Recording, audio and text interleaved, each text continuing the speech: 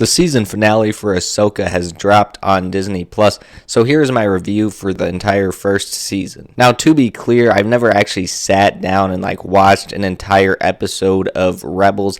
I've seen some of the clips like Ahsoka battling Darth Vader or Obi-Wan and Darth Maul, some different kind of stuff in that show, but I've never actually watched an entire episode, let alone seen all 4 seasons, because there's really just not a good time to watch all 4 seasons. So in that regard, there are things in this show that don't really excite me as they do for some others. I know that for sure because I've seen the Clone Wars, and there's some flashbacks of that in here that I just thought were really cool. So if you also haven't seen Rebels, that'll definitely affect how much enjoyment you get out of this show. Now, I wouldn't call this show underwhelming because my hopes for this show really weren't that high in the first place. I do think Ahsoka is a good side character, especially in the Clone Wars. I don't think she's quite the top tier character that some people make her out to be, and I don't think she's necessarily a good pick for the lead of a show. And especially this portrayal of Ahsoka just seems kind of forgettable. She's pretty calm throughout the whole show,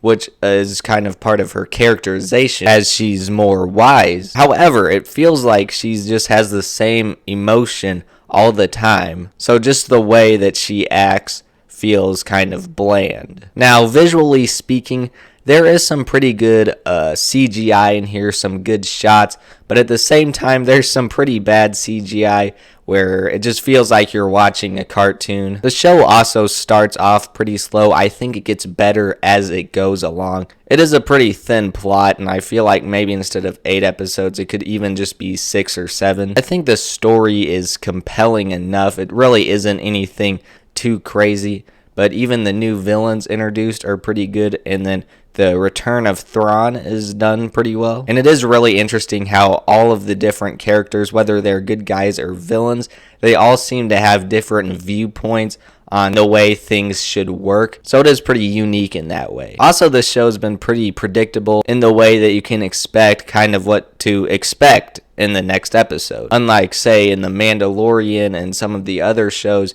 you never really knew what new character would make a guest appearance. This one, the story is just pretty straightforward. It doesn't do anything that shocks you. One thing I did find odd was that Genevieve O'Reilly returned as Mon Mothma, which she played her in Revenge of the Sith, Rogue One, and most recently in Andor. But this is a few years later in the timeline after Return of the Jedi, where she was played by Caroline Blackinston. And it really doesn't feel like they made her look any older. Like, she looked older in Rogue One, which was 2016. So they did a better job before. I really don't know why she kind of looked basically the same as in Andor. Most of the acting in this show is pretty okay. I think some of the actors do a better job than others. And the music is also pretty decent. As a whole, I don't think this show did anything that really amazed me. And again, I wouldn't necessarily say it was underwhelming. I thought it was just good enough.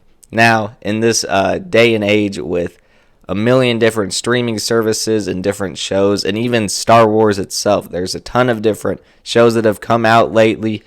And so, is this worth going out of your way to watch? Probably not, unless you are a huge Star Wars fan. And I'd be lying if I said I didn't just watch this just to make a review on. So while it is good enough probably isn't going to cut it. Still, though, on the overall quality scale of 0 to 100, I'll give it a 70%.